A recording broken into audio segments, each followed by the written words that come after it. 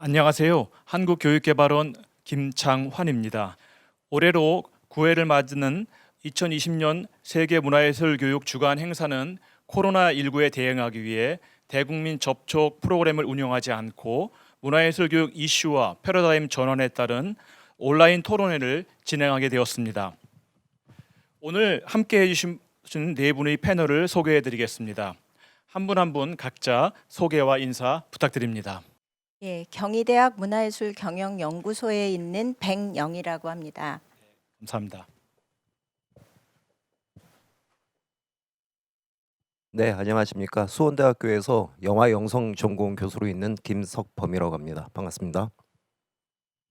네, 안녕하세요. 동덕여자대학교 큐레이터 학과에서 근무하고 있는 양지연입니다. 네, 반갑습니다. 조은아입니다. 경희대 후마니타스 칼리지에서 강의하고 있습니다. 오늘 준비한 첫 번째 주제는 온라인 문화예술 교육 현황과 정책 재현입니다. 이 주제를 선정한 배경은 4차 산업혁명에 따른 기술 매체 환경의 변화와 코로나19로 인한 사회적 거리두기가 확산되고 있고 이에 따르는 비대면 온라인 환경에 대한 국민의 욕구와 학습 기대가 점점 더 커지고 있습니다. 이러한 교육 환경 패러다임 전환 기조는 문화예술 교육의 변화를 요구하고 온라인 기반 문화예술 교육의 새로운 시도를 가늠해 보는 데 중요한 계기가 될 것으로 보입니다. 문화예술 교육에 있어서 온라인 기반 교수학습 매체 도입은 단순히 보완이나 대체제의 개념이 아닙니다. 2011년 유네스코에서 선언한 서울 아젠다의 3대 예술교육 발전 목표인 문화예술 교육의 보편적인 접근성, 질적인 향상성, 사회적 가치 확산 등에서 언급한 내용을 살펴보더라도 온라인 기반 문화예술 교육은 서울 어젠다에서 말한 보편적인 접근과 질적인 향상성 그리고 사회적 가치 전반을 추구하고 이를 충분히 실천할 수 있는 가능성을 시사하고 있음을 알 수 있습니다. 이 자리에 모인 전문가들은 미리 준비한 발표와 토론을 통해 문화예술 교육의 온라인 교수 학습의 접근 관점과 현황을 살펴보고 문화예술 교육 방법론의 적용 방향과 실천 모델을 모색해 보고자 합니다. 오늘 토론의 일부는 미래 교육을 위한 온라인 문화예술 교육에 대한 고찰입니다. 경희대학교 문화예술경영연구소 연구원으로 계신 백영 교수님께서 먼저 발제해 주시겠습니다.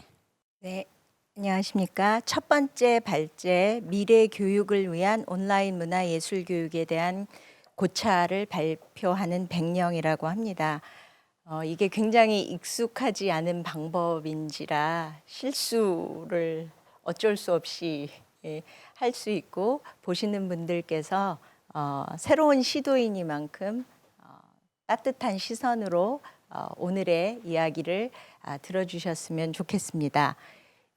오늘의 우리 2020이라고 하는 시대에 대한 이야기를 잠깐 하고 그 다음에 김창환 선생님께서 말씀하신 매체의 전환에 대한 이야기 또 이런 매체의 전환과 우리 시대 속에서 문화예술 교육의 패러다임이 변할 수밖에 없고 문화예술 교육은 지난 15년 동안 어떤 모습으로 되어 왔고 또 그것을 기반으로 앞으로 어떤 것을 기대할 수 있는지 하는 이야기를 하고자 합니다. 첫 확진자가 나온 이후에 우리의 삶은 이전으로 돌아갈 수 없을 만큼 급박하게 혹은 상상을 뛰어넘는 언어들과 익숙해지고 있는 것 같습니다.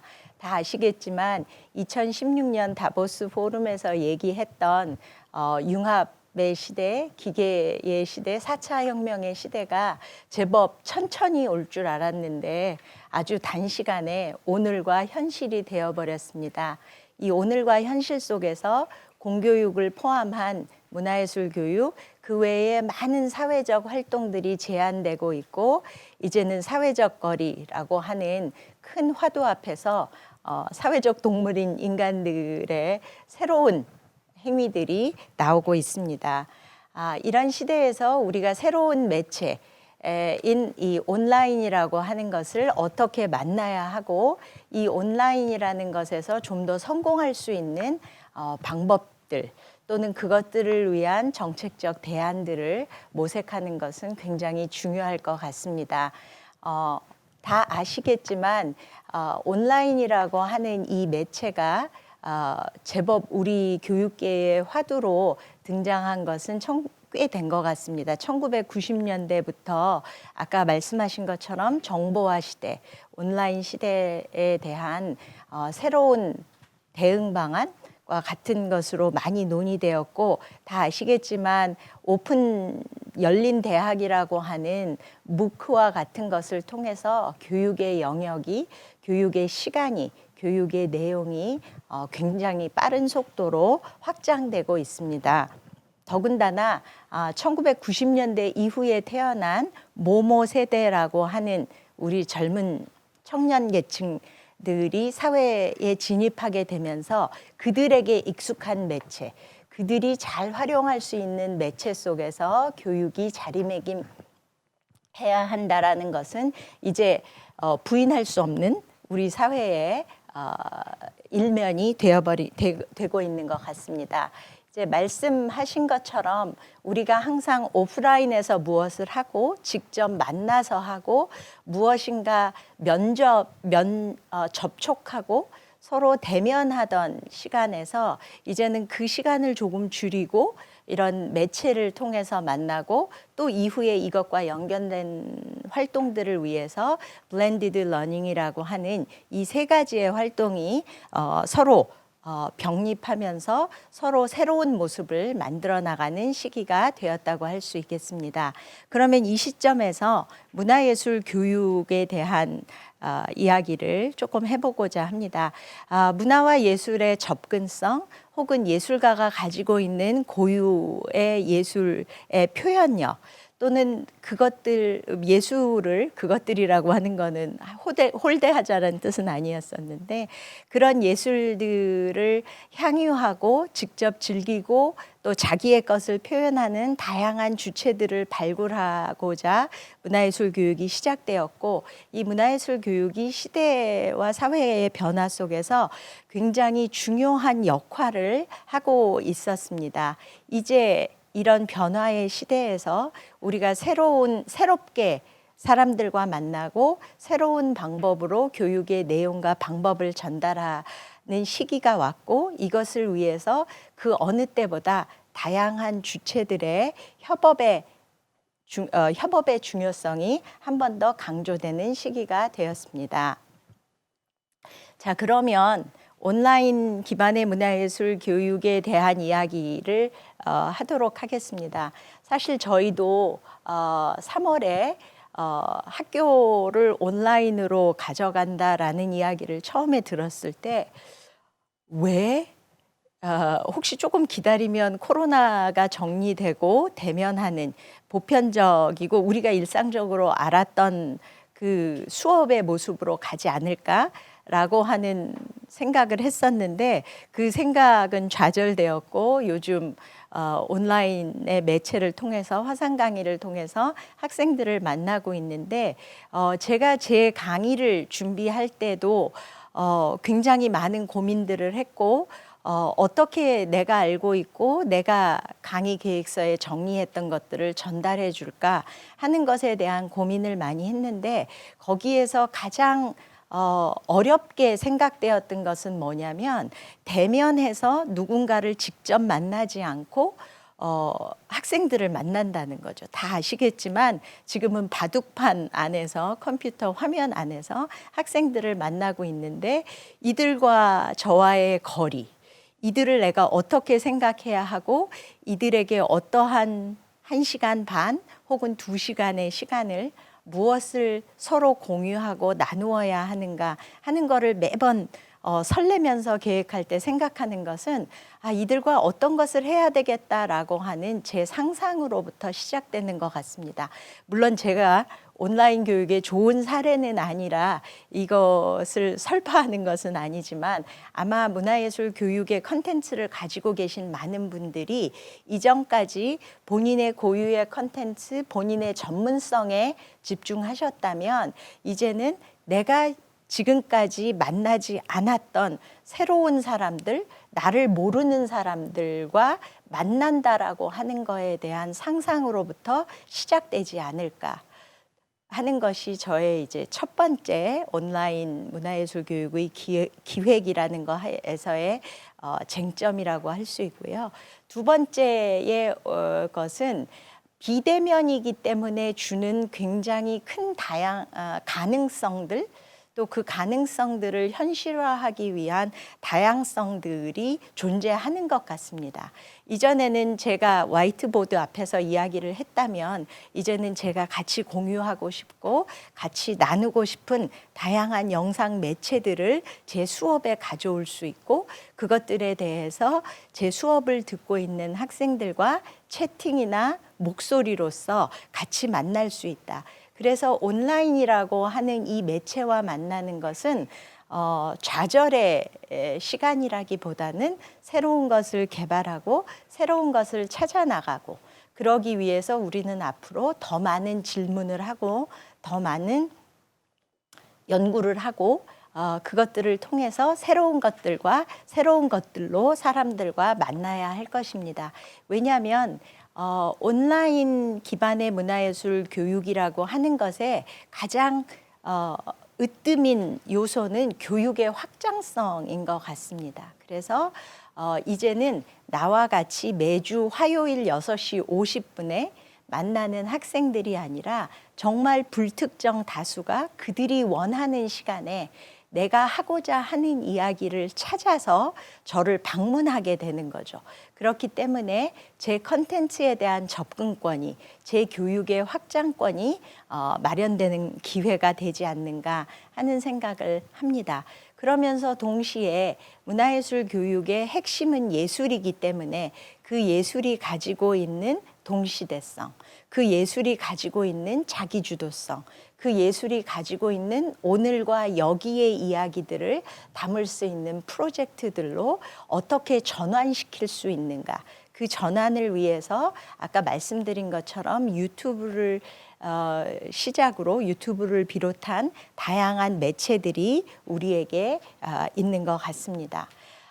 이제는 문화예술 교육에 대해서 이야기할 때 30주의 수업을 15명과 했다라고 하는 것보다는 몇 명이 내 사이트에 접속을 했고 얼마나 오랜 시간 나와 머물렀고 또 나에게 얼마나 많은 사람이 엄지손가락으로 좋아요를 눌러주었는가 하는 것과 같이 문화예술 교육은 온라인으로 가면서 문화예술 교육을 구성하는 기획뿐 아니라 문화예술 기획과 실행뿐 아니라 문화예술 교육의 모니터링과 문화예술 교육을 평가하는 다양한 방법들이 새롭게 개발되어야 할 것 같습니다.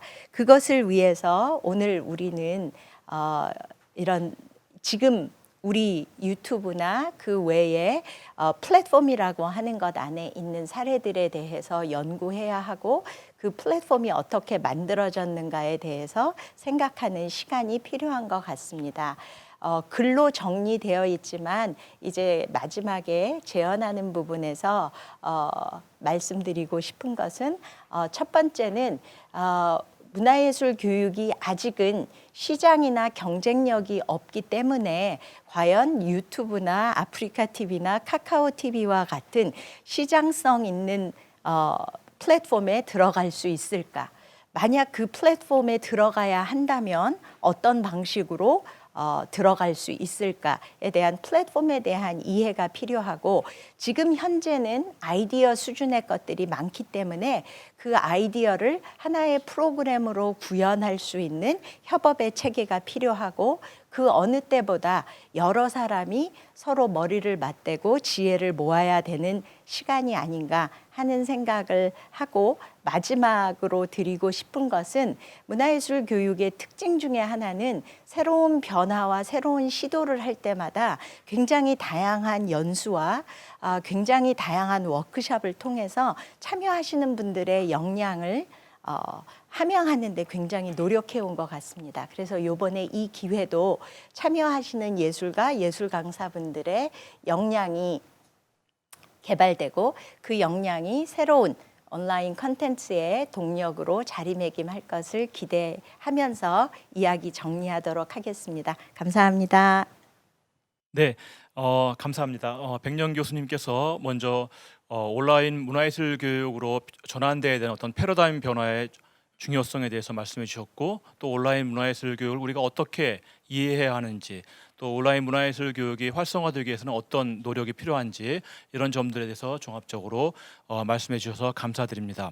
이제 이어서 미디어, 시각예술, 공연예술 등 예술 장르별로 온라인 문화예술 교육의 사례와 시사점에 대해서 각 분야 전문가 선생님들을 모시고 들어보도록 하겠습니다. 먼저 한국예술교육학회장을 맡고 있고 수원대학교에서 영화 영상학과 학생들을 지도하고 계신 김석범 교수님이 미디어 분야의 현황 전반에 대해서 발제해 주시겠습니다. 네, 방금 소개받은 김석범이라고 합니다. 제가 오늘 여기 자리에 이동을 하면서 교통수단을 지하철을 이용해서 왔어요. 다들 그렇게 오셨는지 아니면 자차를 갖고 오셨는지 잘 모르겠는데요. 제가 지하철을 이용하면서 이렇게 사람들을 한번 이렇게 둘러봤더니 대부분의 분들이 다 스마트폰에 열중을 하고 계시더라고요. 거기서 누군가한테 SNS를 통해서 메시지를 전달을 하고 또 자기가 즐겨보고 있는 게임이라든지 영상 콘텐츠를 소비를 하면서 그 지루한 시간을 이렇게 소비를 하고 있었는데요. 적어도 저희가 조금 과거로 돌아가면 대부분 분들이 그 신문을 보고 있었던 모습들을 떠올릴 수 있을 것 같습니다. 그렇게 세상은 많이 변했어요. 그렇죠? 미디어는 바로 삶이자 마치 저희가 이렇게 숨쉬는 공기와 같은 그런 역할을 하고 있는데요. 그러다 보니까 이 미디어 분야에 대한 이야기를 하는 것은 범위도 넓고 또 저희가 해야 될 이야기가 굉장히 많긴 하지만 저희가 이제 문화예술 교육 차원에서 영상, 영화를 중심으로 한 영상에 대한 이야기, 그 다음에 애니메이션, 사진에 대한 이야기를 구체적인 사례를 들어서 이야기를 해야 될 것 같은데요. 사실은 그런 구체적 사례를 들기 전에 저희가 이제 어떤 환경에 대한 이야기를 먼저 공유를 하고 그런 환경 안에서 저희가 정확한 어떤 교육의 방향이라든지 지향점이라든지 목표를 설정하는 것이 맞지 않겠냐라는 생각이 들고요. 그러다 보니까 저희가 해야 되는 이야기가 전반적으로 이런 어떤 산업적인 동향 그에 맞춰서 가고 있는 전문 교육기관들이 갖고 있는 교육의 어떤 방향이라든지 그 내용들에 대해서 한번 살펴볼 필요가 있을 것 같습니다. 제가 이렇게 찾아봤어요. 미디어 분야에서 어떤 교육 사례가 있었는지를 쭉 한번 훑어봤더니 웬만한 교육들은 온라인상에서 가능하다. 특히 이제 대부분의 그 청소년들은 뭐 아시겠지만 대부분의 시간들을 이 미디어를 달고 살고 있죠. 실제로 그들이 사용하는 시간이 접촉하는 시간이 일주일에 한 150회 정도가 된다고 합니다. 그러다 보면 그 시간을 갖다 다 합산을 하면 일주일에 하루는 온전히 자기 스마트폰이나 모바일 기기에 이렇게 열중을 하게 되는데요. 그러다 보니까 미디어 분야에도 다양한 그 사례들이 저희가 찾아볼 수가 있었습니다. 특히 유튜브 채널 가장 지금 인기 있는 그 플랫폼이 유튜브 채널을 보면은 웬만한 그 영상에 관련된 미디어 분야에 대한 교육들이 이루어질 수가 있고요. 또 실제로 또 가능하고요. 그런데 이제 문제는 저희가 그 미디어 분야에 대한 교육을 전문교육기관에 과거에 했었던 것들을 쭉 이렇게 정리를 하다 보면은 대부분이 산업과 연동이 많이 되어 있습니다. 예술과 산업이 그렇게 친한 부분은 아니지만 산업이 유일하게 존재할 수 있는 곳이 미디어 분야라고 생각을 하고요. 그렇다면은 그 미디어 분야의 산업적인 동향에 대한 이야기를 하기 전에 그럼 대학 교육들이 어떻게 이루어졌고 그런 전문 교육기관들이 이뤄낸 성과들이 어떻게 문화예술 교육 차원으로 내려갔는지를 한번 살펴볼 필요가 있을 것 같습니다. 대부분의 전문 교육기관에서 이루어지고 있는 미디어 교육의 동향은 기본적인 그 영상 문법에 대한 이해 차원에 대한 교육이 필요하고요. 또 그렇게 생산될 양질의 콘텐츠를 감상하고 분석하는 사례가 필요하고 또 실제로 창작을 통해서 어떤 창의력 증진이라는 부분들이 이제 필요합니다. 그래서 이해, 감상, 창작이라는 부분들이 하나의 그 교육 콘텐츠의 그 내용, 주된 내용으로 구성이 돼 있었는데요. 그러한 부분들이 웬만한 그 교육은 온라인상에 다 충분히 가능하다고 생각합니다. 심지어는 같이 함께 공유를 하고 감상을 하고 비평 토론까지 이끌 수 있는 것들이 지금 보시는 것처럼 유튜브나 아니면 기본적인 어떤 그 기관이나 그 조직에서 다 이런 것들이 이루어지고 있는데요. 문제는 인공지능까지 등장을 하는 4차 산업혁명 시대에 하지 못하는 부분들이 있어요. 그래서 온라인 교육에 대해서 이렇게 저희가 이야기를 하고 있지만 안 되는 부분이 분명히 있다. 반드시 언택이 아니라 이제 컨택해야 되는 부분이 반드시 있다. 그게 무엇이냐면은 교육의 어떤 예술적인 가치를 공유를 하고 그들이 갖고 있는 교수자들의 경험을 같이 함께 해야 되는 부분들이 분명히 존재를 한다. 그래서 역설적으로 코로나19 이후에 오히려 온라인 교육이 중요한 것이 아니라 이 예술 교육에 있어서는 오히려 더 대면에 대한 부분에 그 필요성이 더 이렇게 올라가지 않냐라는 부분들이 있어요. 하지만 그마저도 그 어떤 철학에 대한 공유를 하고 있는 부분들이 실험적으로 시도가 되고 있고요. 지금 보시고 있는 그 어떤 그 사이트를 통해서라도 그 훌륭한 예술가들이나 아티스트들이 갖고 있는 교육 철학들을 제공하는 플랫폼들이 있어서 충분히 그런 부분도 대안적인 측면에서 가능하다. 라고 생각이 됩니다. 그러다 보니까 이러한 부분들이 이제 인재로서 사회에 진출을 하게 되고 그분들이 이제 문화예술 교육 담당을 하고 지금까지 10년 이상을 갖다 문화예술 교육 차원에서 미디어 분야의 교육들이 이루어져 왔습니다. 근데 세상은 변했죠. 지금 저희가 한 번도 예견하지 못했던 세상이 됐고요. 그 세상에서 저희는 어찌 보면은 예견할 수 없는 시대에 살고 있는 거죠. 한 번도 코로나에 대한 부분을 예견을 하지 못했고 대부분들이 이렇게 개인화가 되고 개별화가 되면서 그 안에서 또 어떤 네트워킹이 이루어지는 시대에 살고 있다라고 생각한 적은 단 한 번도 없었던 것 같습니다. 그런데 그러다 보니까 대부분의 어떤 산업과 아까 이제 두 번째 이야기를 하고 싶은 이야기는 산업에 대한 동향들을 보면은 이미 인공지능으로서 모든 것들이 창작도 가능한 시대가 됐어요. 그래서 이 창작에 대한 부분들을 왜 이렇게 저희가 강조를 해야 되냐면 아까도 말씀드린 대로 산업에 대한 부분과 동요가 되는 부분들이 미디어 분야이기 때문에 그래서 예전에 한번 단편 영화 한 편이 나왔는데요. 그 단편 영화가 굉장히 큰 반향을 일으킨 적이 있습니다. SF 영화였는데요.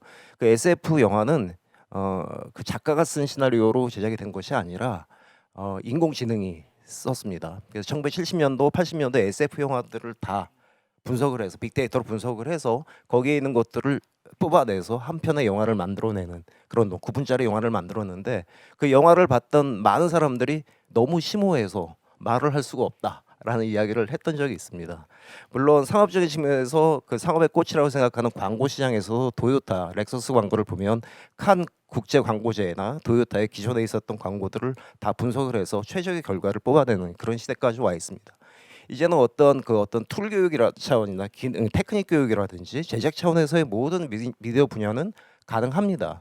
그렇게 또 기반이 조성됐던 것도 미네르바 스쿨, 에덱스, 유다시티처럼 온라인상에서 모든 교육들이 가능하죠. 하지만 여전히 뒤처진 분야는 문화예술 차원이고요. 그러한 부분들이 뒤처질 수밖에 없는 것은 반드시 만나서 해결해야 할 부분들, 사람과 사람이 만나서 해결할 부분이 여전히 존재를 하고 있고 이것이 온라인상에서 해결되지 않는 부분들이 분명히 존재한다라는 이야기들을 같이 하고 있습니다. 근데 제가 이제 여기서 이제 재원 차원에서 하고 싶은 이야기는 이렇게 저희는 미디어 환경 안에서 어쩔 수 없이 돌아와 있고 어쩔 수 없이 그 안에서 무엇인가를 함께 공유를 하고 있어야 되고 거기서 무엇인가 생산을 해야 됩니다. 적어도 제가 학교를 다닐 때 저는 영화 전공인데 영화를 만들 때는 생산자인 창작자와 수용자인 그 소비자가 철저하게 분리가 돼 있었어요. 그러니까 만든 사람은 최고의 고가의 장비를 갖고서 만드는 사람이 예술가가 되는 거고요. 그렇게 만들어진 양질의 콘텐츠를 소비하는 수용자 입장의 관객은 즐기기만 하면 되는데 지금 미디어 세상에 미디어 플랫폼 시장 세상에서는 생산자와 그 소비자의 경계가 이미 없어진 상황이죠.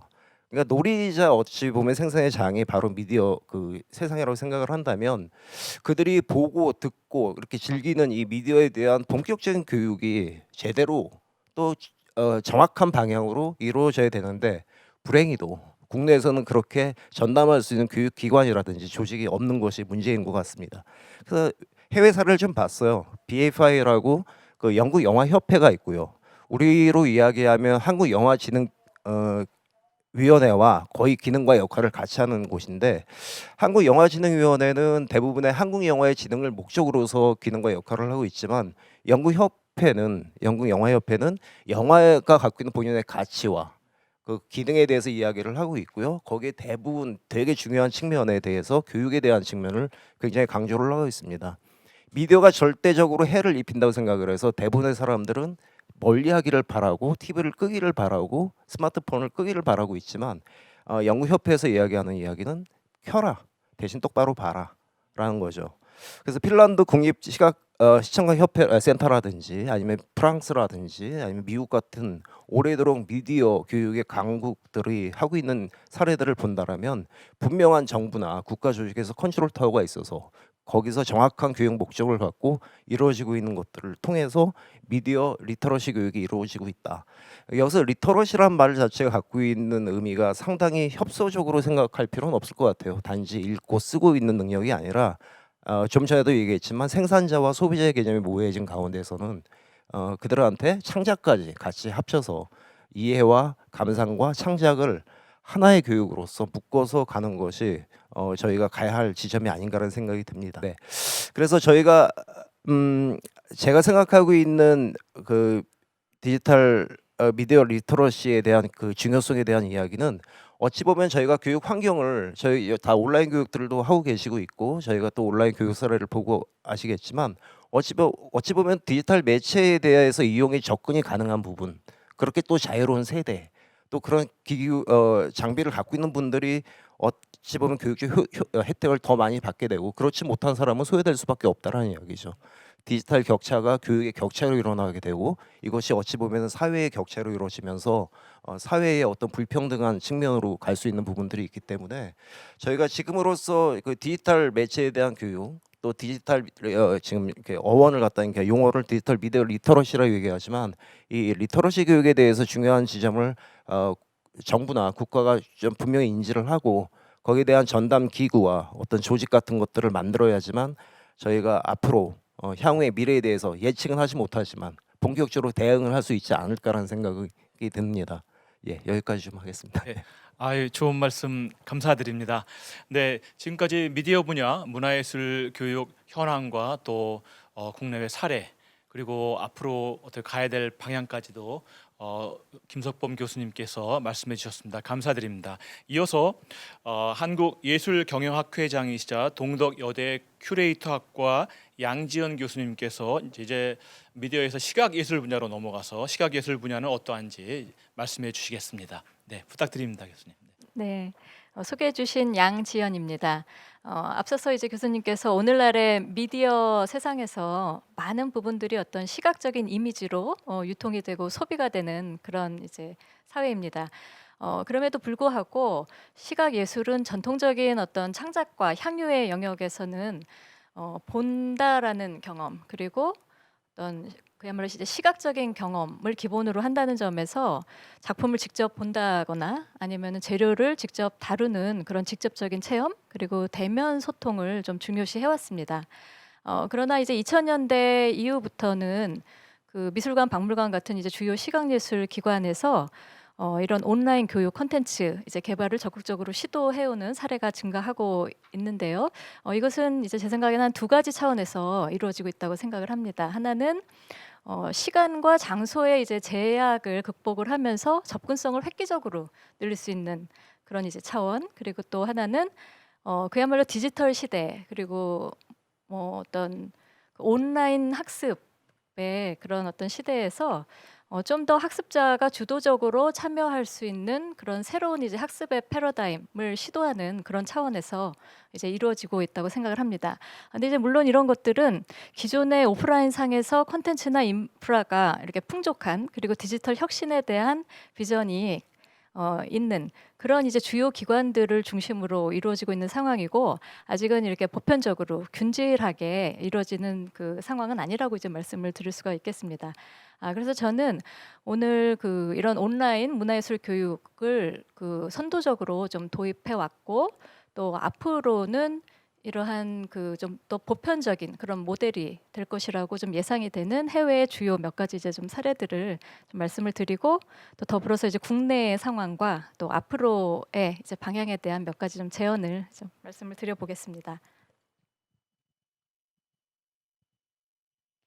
네, 먼저 그 뉴욕 현대미술관 우리가 모마라고 이제 부르는 그 미술관인데요. 여기서는 근현대 미술을 중심으로 주로 성인을 대상으로 한 그 콘텐츠를 적극적으로 개발해 왔습니다. 이제 왼쪽에 보시는 그 모마 러닝이라는 사이트는 홈페이지 상에서 미술과 그 소장 작품에 대한 그 다양한 지식과 정보들을 이렇게 이제 총합해 놓은 교육 플랫폼이라고 할 수 있고 2006년부터 개발이 돼서 지금까지 이제 계속 그 보완이 되고 업데이트되고 있는 그런 이제 사이트입니다. 누구나 들어가서 근현대 미술을 이해할 수 있는 이제 그런 사이트로 작용을 하고 있고요. 그다음에 이제 오른쪽에 보시는 거는 모마 그 콜스라는 그런 이제 브랜드 이름으로 해서 유료와 무료의 각종 온라인 강좌를 이제 개설을 해서 운영을 하고 있습니다. 아까 말씀하신 뭐 무크의 코세라와 연계해서 처음에는 그 교사를 대상으로 어떻게 하면은 작품을 갖고 학교에서 잘 가르칠 수 있는가 뭐 그런 이제 교수법을 그 가르치는 그런 이제 컨텐츠를 중심으로 출발을 했는데 아주 최근에 좀 더 이제 미술과 디자인 영역에 좀 대중적인 컨텐츠를 보강을 해서 일반인들도 무료로 이제 활용을 할 수 있고 또 그 외에 이제 유료로 미술관 직원들이 이제 강사로 나서는 여러 뭐 미술사나 실기에 관련된 그런 코스들을 운영을 하고 수료증도 발급을 하고 또 한편으로는 그 안에서 상호작용이 이제 이루어질 수 있는 그런 그 사이트를 만들어 놓거나 아니면 동문회도 만들어서 온 오프라인 상에서 이제 계속 지속적으로 교류할 수 있는 그런 방안으로 좀 운영을 하고 있습니다. 굉장히 이제 오랫동안 지속적으로 적극적으로 하고 있다는 그런 이제 부분들을 좀 참고할 수 있는데 또 이제 클레이블랜드 미술관은 마찬가지로 이제 미국의 그 미술관인데 이곳은 어린이들, 특히 이제 학생들을 대상으로 한 실시간 양방향의 원격 교육을 본격적으로 이제 운영을 하는 곳입니다. 유아서부터 고등학생까지 이제 학생들을 대상으로 미술관 소장품을 중심으로 해서 좀 학제간 접근을 하고 있는데요. 그래서 뭐 미술 작품을 갖고 언어, 뭐 역사, 수학, 과학, 통합 그 교육을 시행을 하고 또 학생들의 이제 언어 실력을 향상시키기 위해서 영어뿐만 아니라 4개 국어로도 이제 뭐 제시가 되고 있습니다. 그래서 같은 시간에 이제 접속해서 서로 대화하고 뭐 질의응답하면서 이제 양방향적인 수업이 이제 이루어지는 것이죠. 그래서 그런 그 수업들을 학교에서 교사가 이제 커리큘럼에 맞게 이렇게 선택해서 학생들과 이제 신청해서 수업을 할 수 있는 부분입니다. 이제 이 두 사례는 좀 더 이렇게 교육 통합 플랫폼의 성격을 갖고 있는 것인데요. 영국의 이제 대형 박물관에서 100개의 유물로 역사 교육하기라는 그런 제목으로 교육부의 지원을 받아서 영국 전역의 미술관 박물관과 파트너십을 맺고 100개의 유물을 이제 선정을 합니다. 그리고 초등 저학년 교사가 역사 수업을 그 유물을 중심으로 진행할 수 있도록 관련된 뭐 텍스트나 영상이나 이제 이미지들을 이렇게 통합적으로 제공을 해서 교사의 이제 필요에 맞게 활용할 수 있는 그런 이제 사이트입니다. 오른쪽에 보시는 것은 그 프랑스 문화부와 교육부가 이제 공동으로 작년 11월이네요. 그래서 이제 코로나가 터지기 이전이었는데 그때 그 룸리라는 사이트를 이제 개설을 하게 되는데 이것은 그 이제 프랑스의 국영 방송국들 그리고 또 국립시청각연구소 이런 곳에서 이제 기존에 제작된 다양한 문화예술과 관련된 동영상들, 영상 콘텐츠들을 그야말로 좀 접근성을 높이기 위해서 언제 어디서든 이렇게 접근할 수 있기 위해서 양질의 콘텐츠들을 모아놓고 누구나 들어와서 이제 연령과 관심사에 따라서 쉽게 검색하고 재생해 볼 수 있는 그런 이제 플랫폼의 성격으로 이제 운영이 되고 있습니다. 테이트 미술관의 이제 테이트 키즈 그리고 오른쪽에 보시는 네덜란드 국립 미술관 라이크스 뮤지엄에서의 그 사례는 자신의 이제 홈페이지 상에서 전용 공간으로 운영이 되고 있는 건데요.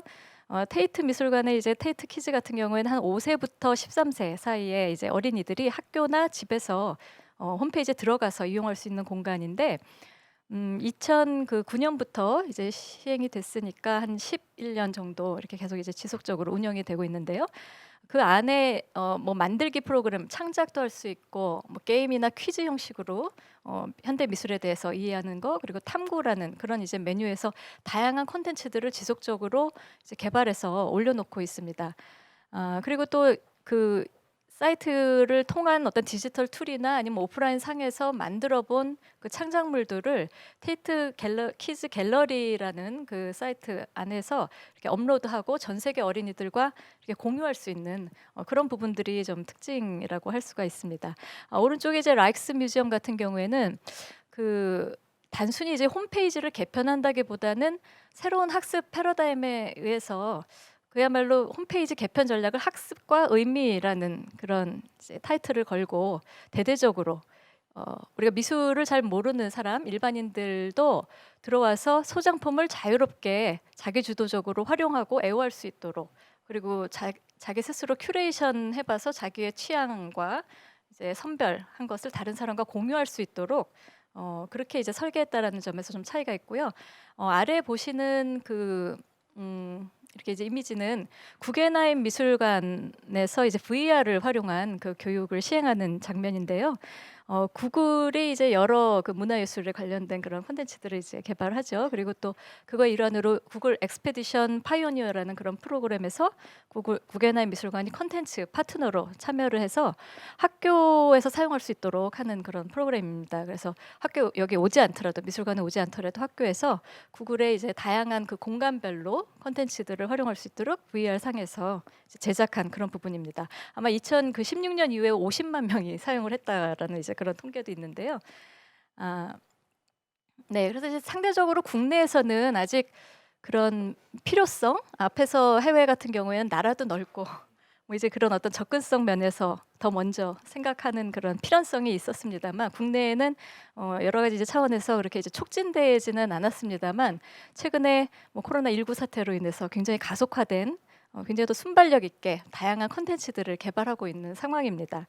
그 중에 하나가 국립현대미술관에서 집에서 만나는 미술관이라고 해서 그 현대미술가 4인을 중심으로 그 작품을 이해하면서 집에서 이렇게 만들어 볼 수 있는 그런 시연형의 이제 튜토리얼 프로그램을 이제 개발해서 워낙 이제 이런 분야의 컨텐츠가 기존에 없었고 그리고 또 뭐 학교가 휴교하면서 온라인 컨텐츠가 필요한 그런 상황에서 교육부와 협력해서 매우 이제 높은 호응을 얻기도 한 그런 이제 프로그램이고요. 국립중앙박물관이 2018년에 또 이렇게 시범 운영을 했던 그런 사이트는 그런 이제 프로그램은 AR 그러니까 이제 증강현실이라는 4차 산업 기술을 활용을 해서 박물관에 오지 않더라도 이렇게 실시간으로 유물을 활용을 해서 수업할 수 있는 그런 모델을 국내에서는 이제 처음으로 시도를 해봤다고 볼 수가 있습니다. 시범 운영을 했고요. 그리고 이제 사비나 미술관 같은 경우에는 그 홈페이지 상에서 소장품을 감상하는 방식으로 이제 소장품 이미지 중심으로 어떤 그 질문을 던지고 자유롭게 네티즌들이 들어와서 그 질문에 답하면서 설명을 해주지 않더라도 스스로 작품에 대해서 해석해보고 스스로 감상하는 그런 이제 감상법을 가르치는 방법인데요. 그래서 다른 사람들은 뭐라고 대답했는지 답변을 이제 서로 공유할 수도 있고 볼 수도 있는 그런 방식으로 학습을 이제 좀 설계를 했습니다. 그래서 이제 이런 그 국내외 사이트에서 플랫폼에서 이루어지는 그런 프로그램들을 좀 어떤 유형별로 한번 정리를 해보면 한 4가지 정도로 우리가 생각을 해볼 수가 있을 것 같습니다. 하나는 그야말로 플랫폼형, 그래서 지식과 정보, 그 다음에 여러 컨텐츠들을 통합적으로 쉽게 접근할 수 있는 그런 플랫폼형이 있을 수가 있고, 하나는 또 이제 온라인 강좌 중심의 그런 학습형 콘텐츠죠.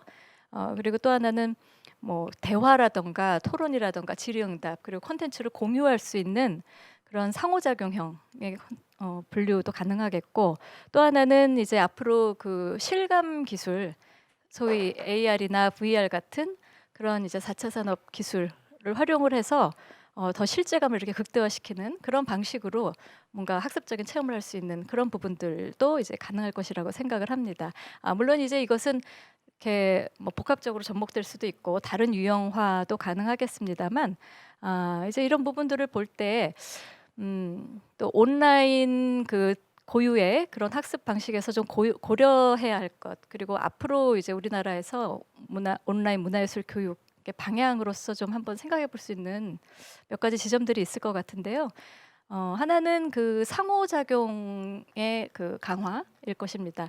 저도 이제 대학에서 온라인 수업을 뭐 실시간 화상회의 방식으로 하기도 하고 또 녹화 방식으로도 이렇게 진행을 하면서 앞에서도 선생님들 말씀하셨지만 제일 아쉬운 것은 직접적인 소통이죠. 상호작용인데 온라인은 또 온라인 나름으로 그 이제 상호작용을 할 수 있는 기존의 오프라인에서 우리가 또 여러 이유에서 어떤 익명성의 그런 부분들도 온라인 상에서는 상대적으로 더 있을 수 있고 우리가 생각하지 않았던 다른 요소지만 오히려 상호작용을 더 극대화할 수 있는 더 이렇게 활성화할 수 있는 요소들도 있을 거라고 생각합니다. 그러나 이제 가장 지금 상태로는 지금의 기술과 방식으로는 제일 좀 아쉬운 부분이 상호작용인데 그런 부분들을 어떻게 앞으로 이제 방법적으로나 매체적으로 확대할 것인가 이런 부분들이 좀 고려가 필요하겠고요. 또 하나는 앞에서도 말씀하셨지만 그 디지털 리터러시에 대한 부분입니다. 디지털 그 이미지나 매체를 좀 자기주도적으로 이해하고 활용할 수 있는 그래서 조금 더 고차원적인 그런 뭐 비평적 사고나 문제 해결까지 이제 갈 수 있는 그런 디지털 리터러시를 교사도 그렇고 학습자도 그렇고 이제 더 좀 그 교육 목적과 내용 방법에 그것을 좀 본격적으로 생각할 필요가 이제 있겠고요. 그리고 아까 말씀드린 것처럼 여러 그 좀 쉽게 접근할 수 있는 통합 플랫폼, 온라인상은 어떤 편의성, 접근성이 이제 가장 큰 장점 중에 하나이기 때문에 그런 양질의 그 온라인 플랫폼이 있다면 단기간에도 매우 이제 이런 부분들을 촉진할 수 있을 거라고 좀 생각을 합니다. 그리고 이제 마지막으로는 저희가 이제 단기적으로 이 코로나19 사태에 대응하는 그런 방안으로서는 지금 이렇게 대면 수업으로 하던 거를 온라인으로 이렇게 보급하고 진행하는 그런 차원만 하더라도 수요가 크고 유용성이 크겠습니다만 앞으로의 정말 우리가 원래 이제 가려고 했던 지금 흘러가고 있는 그런 디지털 시대, 디지털 세대에 부합하는 그런 새로운 교육 패러다임을 위해서는 그런 방식만으로는 한계가 있을 것이고요. 소비자들도 수요자들도 학습자들도 이제 다른 요구를 갖고 있을 것입니다. 그래서 저희가 앞으로 정말 이제 고민해야 되는 것은 디지털 온라인 학습 고유의 철학 그리고 또 방법론 같은 것들을 좀 열심히 모색하고 고민을 해야겠고요. 그리고 또 온라인 상에서 학습자들은 어떤 경험을 하는가? 학습자에 대한 그런 이제 이해, 디지털 학습 경험 그리고 학습자에 대한 연구를 바탕으로 좀 더 이제 장기적인 호흡을 갖고 이 디지털 시대, 디지털 세대에 부합하는 문화예술 교육의 새로운 좀 확장성, 가능성을 이렇게 이제 만들어 나가는 그런 계기가 되었으면 합니다. 네, 이것으로 이제 마치겠습니다.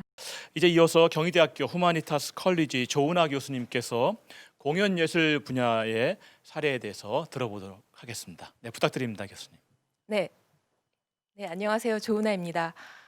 디지털, 온라인, 영상 이런 기술 시대가 여러 분야에서 지각 변동을 일으켰는데요. 그런데 유독 공연장과 강의실에서만큼은 이 변화를 애써 외면해 왔습니다. 그러니까 뭐 소위 19세기의 근대적인 공연장에서 20세기의 연주자들이 21세기의 청중이나 학생들을 만나왔던 거죠. 그런데 이 코로나19가 이 보수적인 공연계의 격변을 일으켰는데요. 왜냐하면 공연장 자체가 불특정 다수가 모이는 밀집의 공간이잖아요. 그리고 오케스트라나 뭐 합창, 무용 같은 경우는 군무 이렇게 여러 사람들이 함께 어우러지는 공동체적인 장르 특성이 강했었습니다.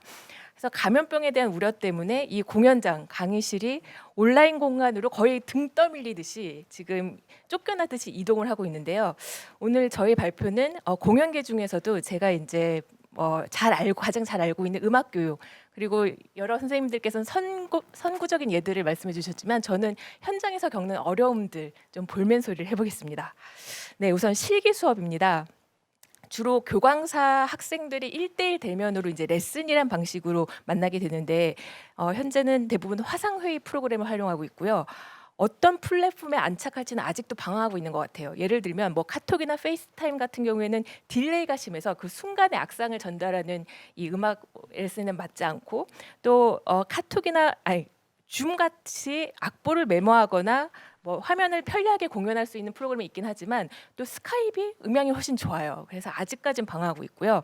지금 화면에 보시는 것처럼 음대 실기 수업 영상 강의를 위한 이제 기술적인 세팅 그러니까 레슨을 촬영하고 녹음하는데 이 어떤 기기를 쓰면 좋은지, 인프라를 어떻게 갖추면 좋은지 교강사들끼리 활발하게 정보를 공유하고 있습니다. 하지만 아직도 기술적인 해결이 그런 문턱을 굉장히 높이 느끼고 있습니다. 왜냐하면 오프라인 레슨을 온라인으로 최대한 재현하는 데 급급하고 있어요. 이 방식이 과연 학생들한테 도움이 될지 우려되고 있는데, 왜냐하면 음악 같은 경우는 악기의 음색을 제대로 들어야 되잖아요. 근데 온라인으로 구현하다 보면 그 음향이 천차만별이에요. 그래서 음악성을 높이기보다는 최대한 틀리지 않고 깨끗하게 연주하는 데 주력하는 거죠.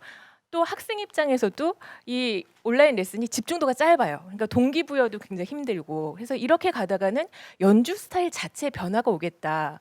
그러니까 예를 들면 소리보다는 시각적인 제스처를 과장해서 이제 연주를 하고, 또 음악성의 깊이보다는 뭐 정확하게 아니면 건조한 연주, 템포가 빠른 연주, 이런 것들이 미덕으로 자리 잡지 않을까, 그런 우려가 있습니다. 그래서 이 방향으로 계속 가야 할지 아니면 계속 갈 수 있을지 개인적으로는 굉장히 우려하고 있습니다.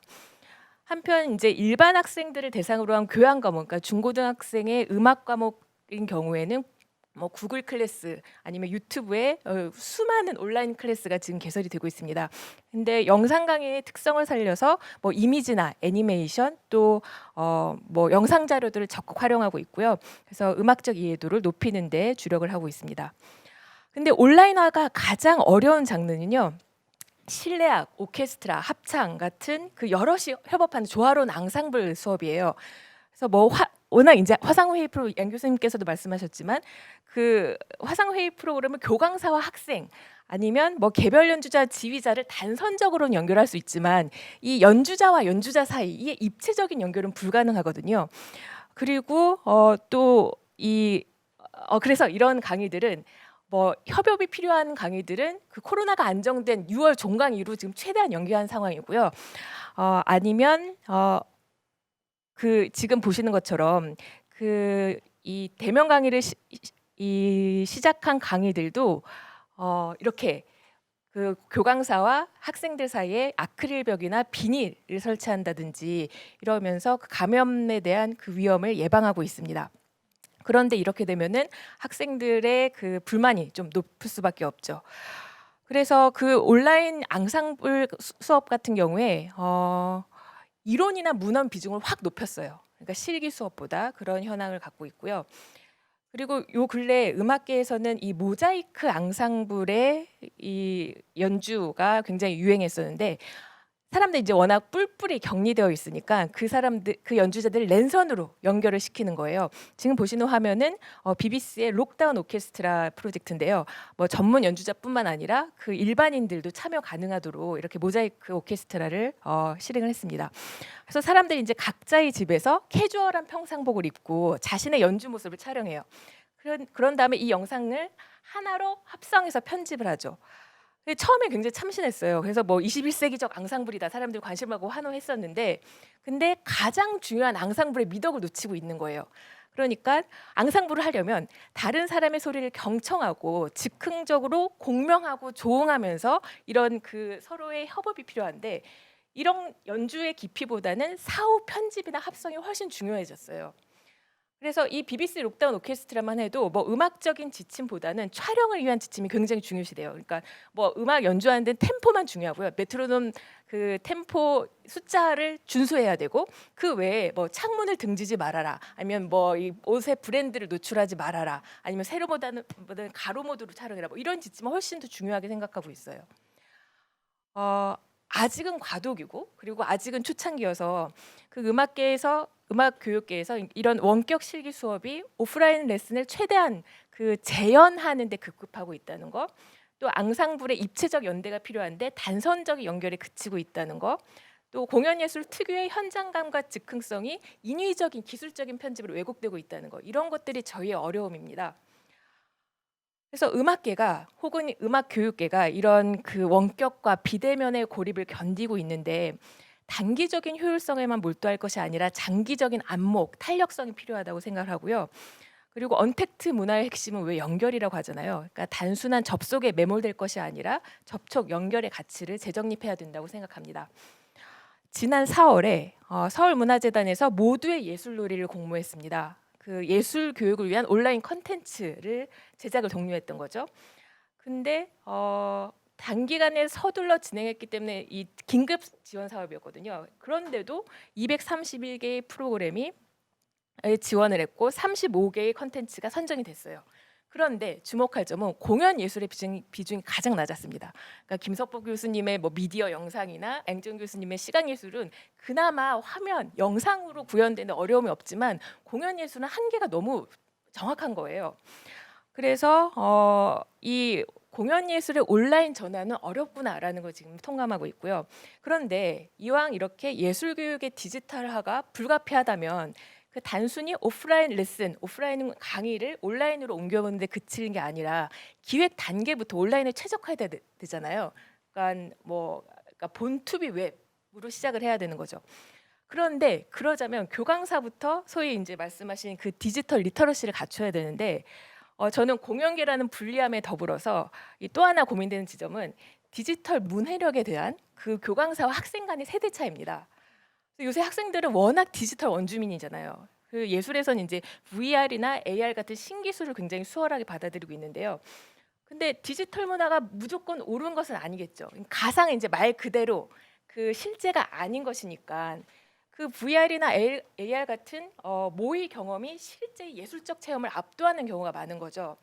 그래서 이게 워낙 예술은 몸을 직접 움직이고 살갗으로 직접 느끼는 감각이 중요한데 그런 감각이 퇴화되지 않을까, 특히 음악에서.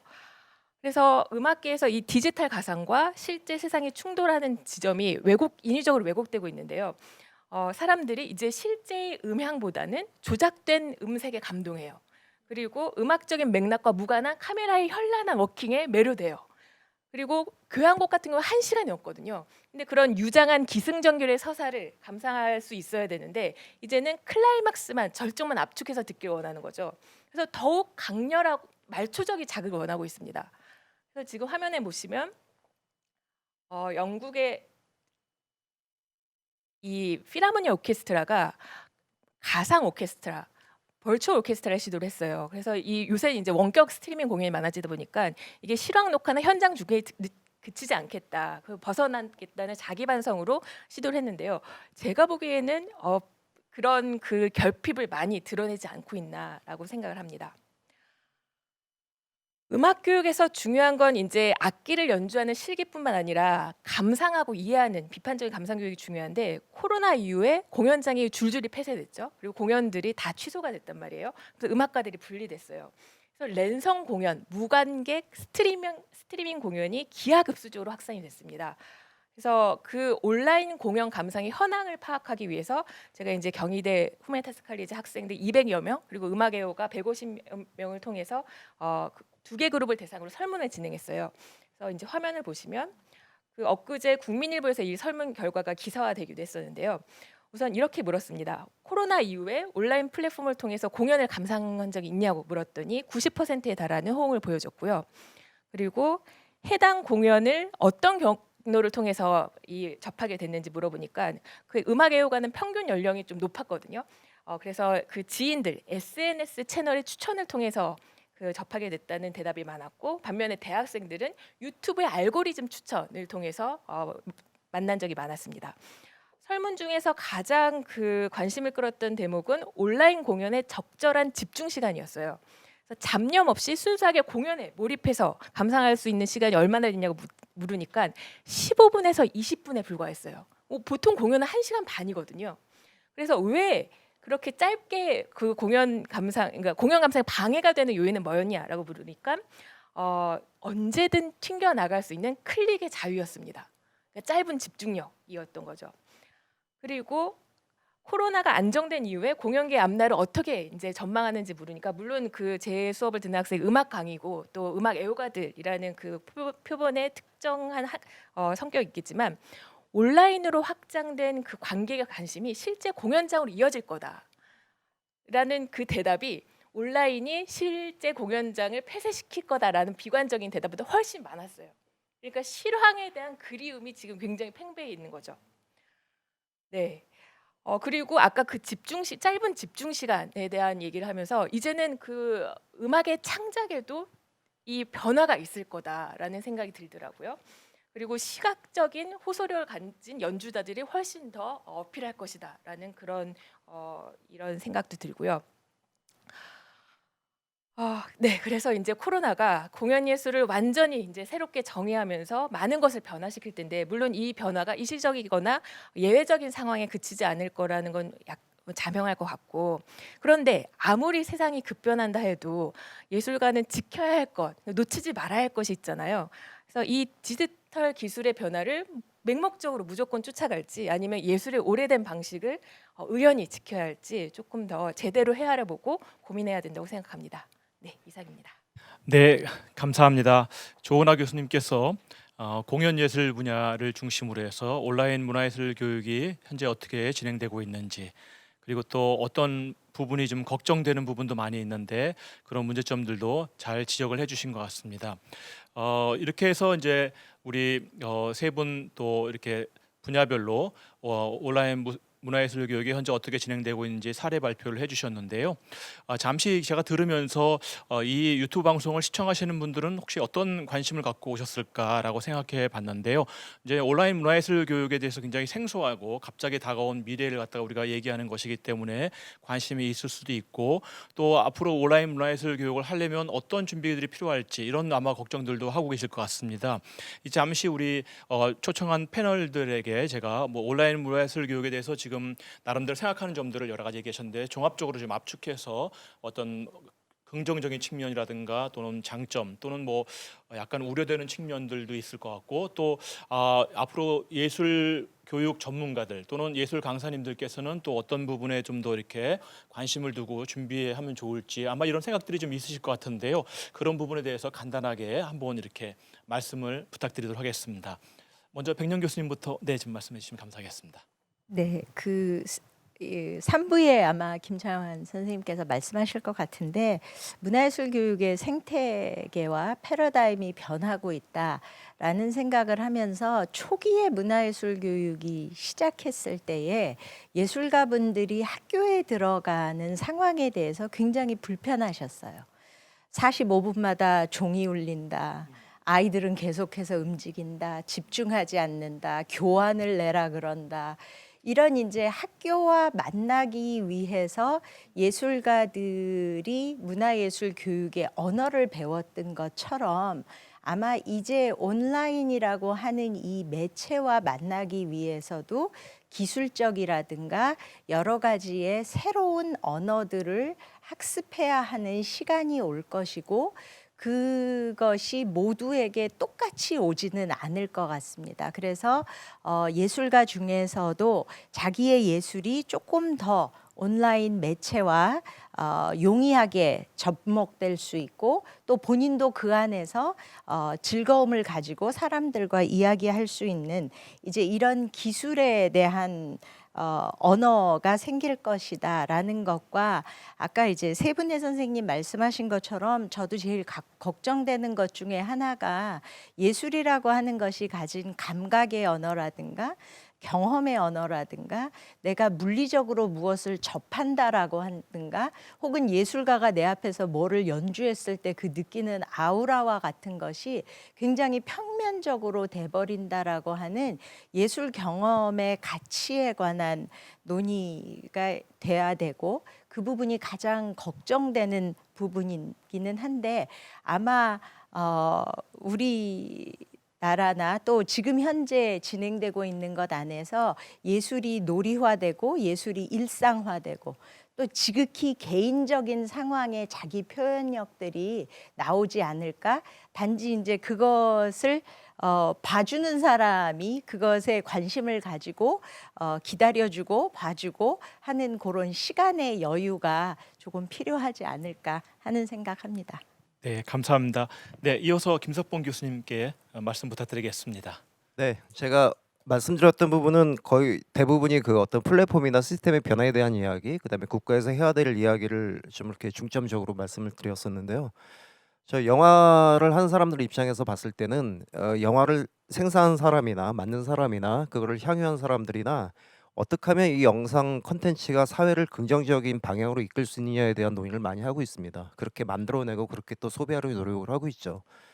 그거를 이제 임팩트 시네마라고 보통 이야기를 하는데 저희가 이제 영화라는 프레임 안에 갇혀 가지고 이런 것이 영화다. 그 외의 것은 영화가 아니다라고 이야기를 하는 어떤 분리에 대한 방법으로 접근하는 것이 아니라 그렇게 만들어진 모든 콘텐츠들은 그게 뭐 어떤 영상이라고 얘기하는 어떠한 것들, 애니메이션, 사진, 영화, 심지어 방송까지 다 영화라고 치자. 그렇게 해서 사회를 좀 더 이제 바른 방향으로 이끌 수 있다라면 그게 충분한 의미가 있다라고 이야기를 하면서 확장된 개념의 영화에 대한 이야기를 많이 하고 있거든요. 어찌 보면 문화예술 교육으로서의 영화, 뭐 미디어 분야의 교육은 어떤 그 양질의 콘텐츠를 뽑아내거나 그렇게 이제 교육되어진 인재들이 사회 전반에 산업 전반에 포진되는 것이 목표가 아니라 그 사회 전반에 대해서 긍정적인 방향으로 끌고 갈 수 있는 동력으로서 작용시킬 수 있게끔 작동시키는 것이 또 이제 미디어 교육의 하나의 이제 목표가 돼야 되지 않을까라는 생각이 듭니다. 제가 말씀드렸던 어떤 그 조직이 필요했다는 것도 이러한 어떤 구체적인 방향과 목적을 갖고 간다라면 훨씬 효율적인 지금도 뭐 파편적으로 또 부분적으로 좋은 미디어 교육 사례는 있을 수 있어요. 하지만 저희가 엄연히 얘기하면 지금 얘기하는 것들이 거의 다 올드 미디어거든요. 예, 영화도 올드 미디어에 포함되고요. 뉴 미디어 시대에서 또 디지털 노마드라는 새로운 그 세대들한테 저희가 가야 할 방향이 무엇인지를 정확하게 짚어주는 것은 중요한 대목인 것 같습니다. 네, 감사합니다. 다음 양지연 교수님께 말씀 부탁드리도록 하겠습니다. 네, 요즘에 이제 감염 우려 때문에 뭐 고립과 이렇게 격리의 그 상황에서 이 온라인 그 문화예술 콘텐츠에 대한 접속이 굉장히 이제 크게 늘었다라는 이제 상황을 우리가 지금 보고 있습니다. 그리고 또 몇몇 곳들은 이제 조심스럽게 예약제로 이제 문화예술 기관들이 이렇게 오픈을 하고 있는데요. 거기에 대해서도 굉장히 호응이 좋아서 평소에 볼 수 없었던 뭐 이렇게 줄이 이렇게 생기고 그런 현상으로 볼 때 오히려 우리가 이제 예술이 갖는 가치, 개인적인 가치 그리고 사회적인 가치를 오히려 이제 새롭게 생각하는 그런 계기가 됐다고 생각을 하는데요.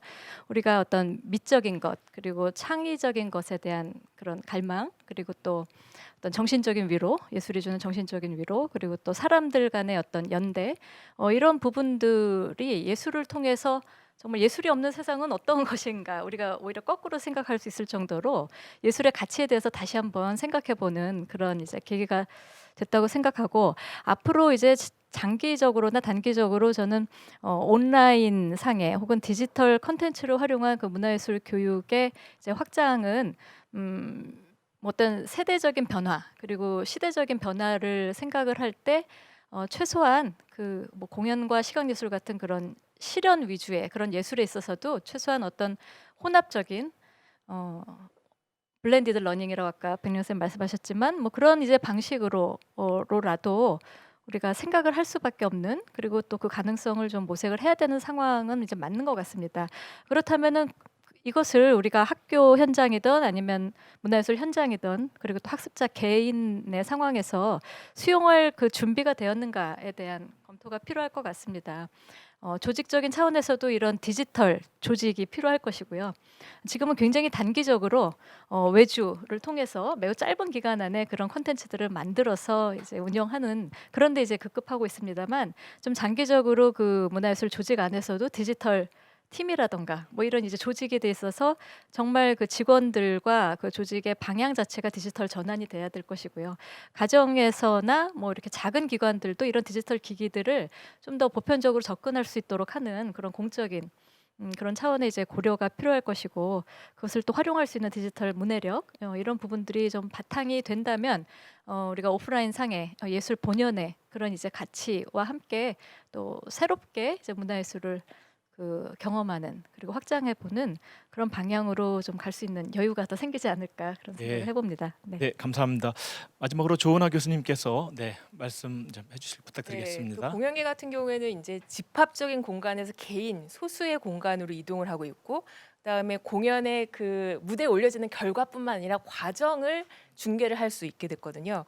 그래서 이제 특정한 극장 공간에 구애받지 않고 어디서나 공연을 할 수 있는 장점이 있는데 공동체의 미덕이 사라질 것이다. 내지는 앞으로 공연을 보기 위해선 훨씬 더 비싼 비용을 지불해야 될 것이다라는 그런 우려도 있습니다. 그래서 이 공연이 온라인 영상화가 된다면 이 기술에 영향을 받는 예술이 드러날 것 같아요. 그래서 어디까지 예술이 테크놀로지를 뭐 이렇게 숨가쁘게 쫓아가야 될지, 그 지켜야 될 것은 형용하게 지키되 이런 것들을 구분할 수 있는 변별력이 생겨야 될 것 같고, 왜 그런 얘기 하잖아요. 스마트 기기만 더 스마트해지지 사람들은 더 이상 스마트해지지 않는다고.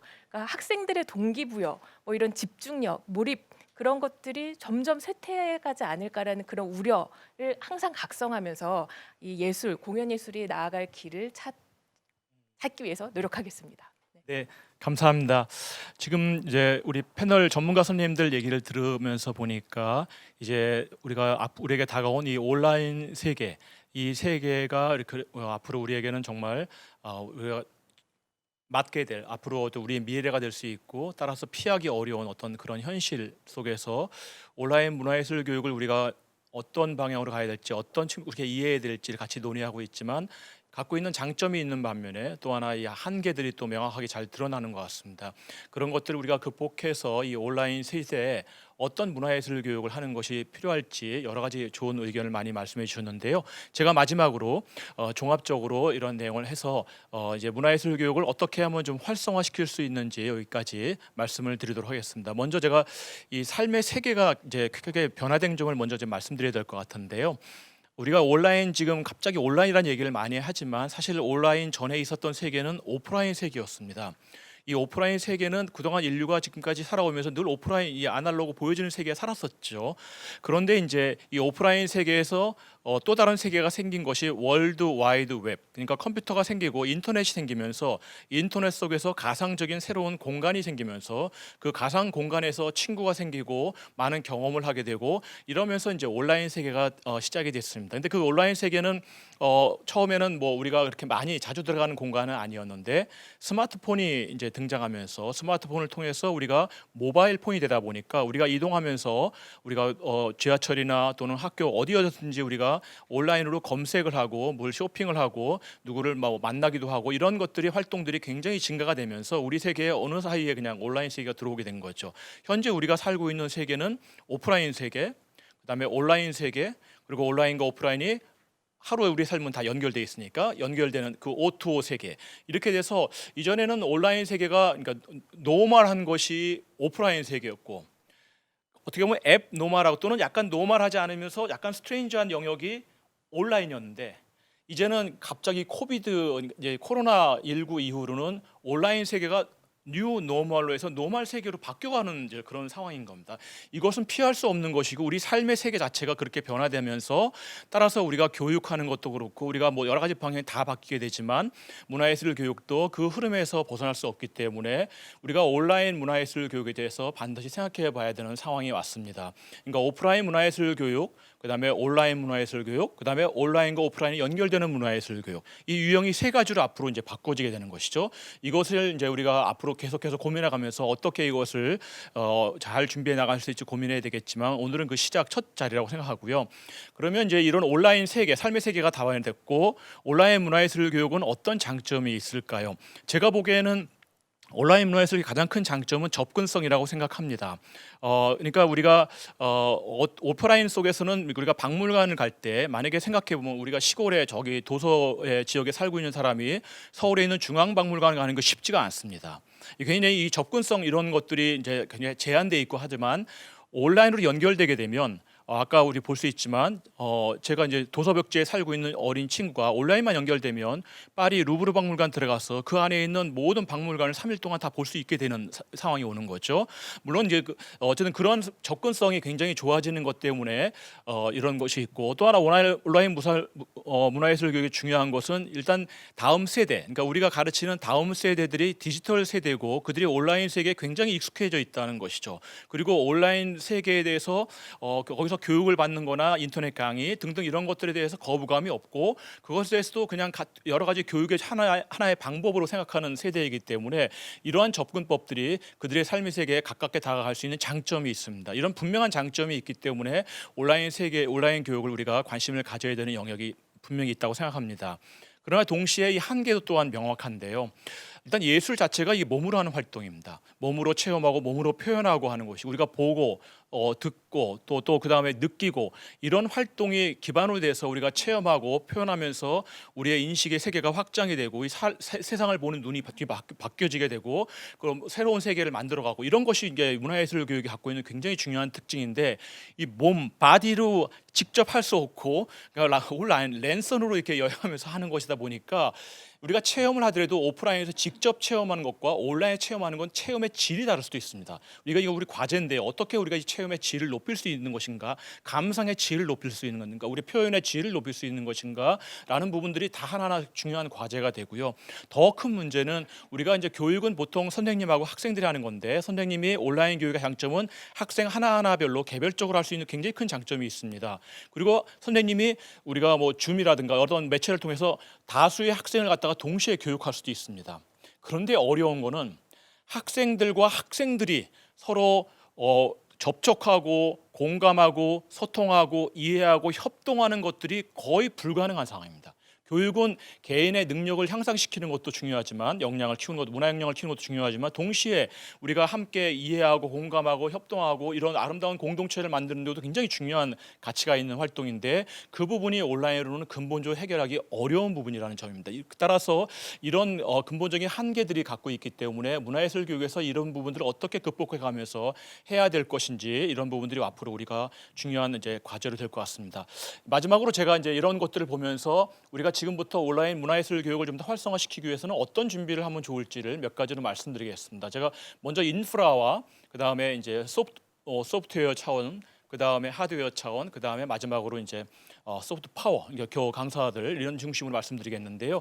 일단 우리가 문화예술 교육 자체가 사실 우리나라는 그러니까 민간 시장이 영역이라기보다는 공공에서 많은 노력을 통해서 투자를 하고 되는 것이기 때문에 일단 온라인 문화예술 교육의 어떤 근거라든가 이거 활성화 방안을 위해서는 온라인 문화예술 교육에 관한 근거들이 법적으로 문화예술 교육 지원법에 일단 명시가 되고 매년 기본 계획이 세워지고 또 일정한 조직이 만들어지고 활성화시킬 수 있는 그런 틀들이 지금부터 라도 마련되는 것이 상당히 중요하다고 생각합니다.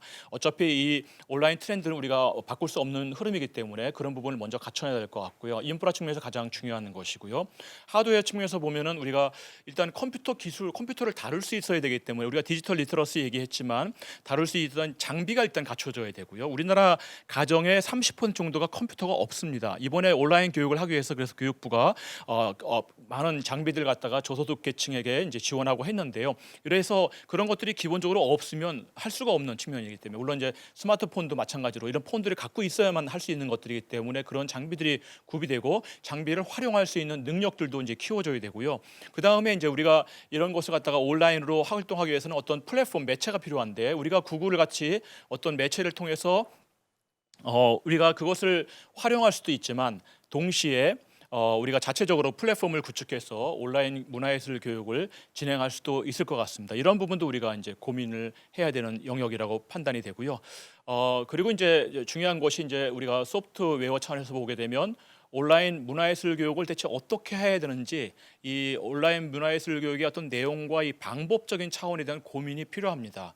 아마 교광사 선생님들께서는 아마 그 부분을 가장 아마 굉장히 다급하게 찾을 수 있을 거라고 생각하는데요.